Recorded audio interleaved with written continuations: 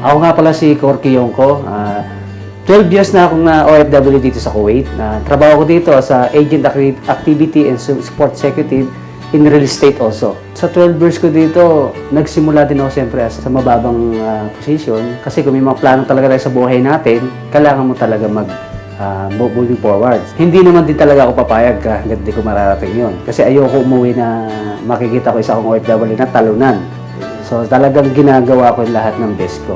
Kasi gusto ko rin pa makatulong. Hindi lang naman dahil sa trabaho ko eh. So ginagawa ko rin itong Pilinvest is para makatulong sa mga kababayan natin na magkaroon din sila ng oportunidad na wag na sundan pa yung pack namin na tumagal dito ng ilang years, walang investment. Nakakalungkot mga isipin pero marami dito sa Kuwait. As a leader, ngayon dumadami talaga ang tao ko. So kung ano yung pinanarating ko dito, lagi kong sinire-remind sa kanila na kapag ikaw ay nagsisimula pa lang at umayaw ka, ikaw ang talo. So, dapat, nandun talagang risk. Simulan mo, tapusin mo rin. So, kaya tinuturo sa kanila, nagsimula din tayo sa baba. So, simulan din natin, mararating natin gusto natin kung talagang pagtatrabuhin natin. Actually, minsan ang tulog ko minsan 2 hours, 3 hours na lang. Pero, okay naman kasi nakikita ko naman yung sulit na natatanggap ko.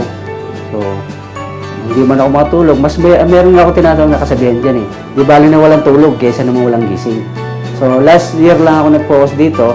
Ngayon, kumukomisyon ako kasama ng mga nabenta ko ng first 1 year ko.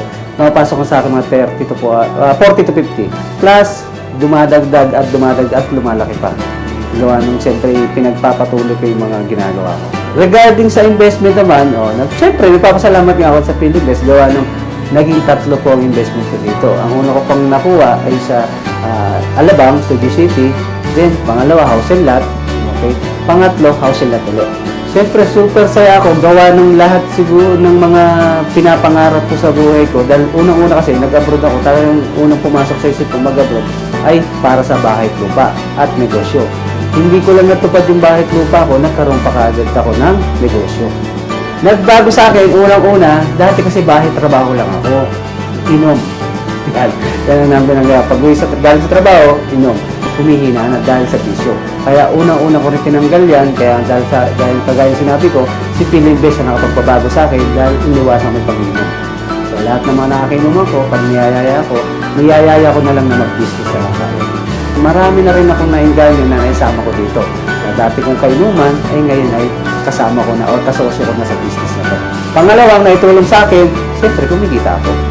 At dahil nga kumikita ako, malaking pumapasok na sa akin, kaya malaking tulong sa akin at malaking pagbabago. Kayo mga kababayan ko, iniinganyo kayo na jumoin po sa atin dito sa Pilinvest International. Hindi ka lang po makakatulong at the same time kikita ka po.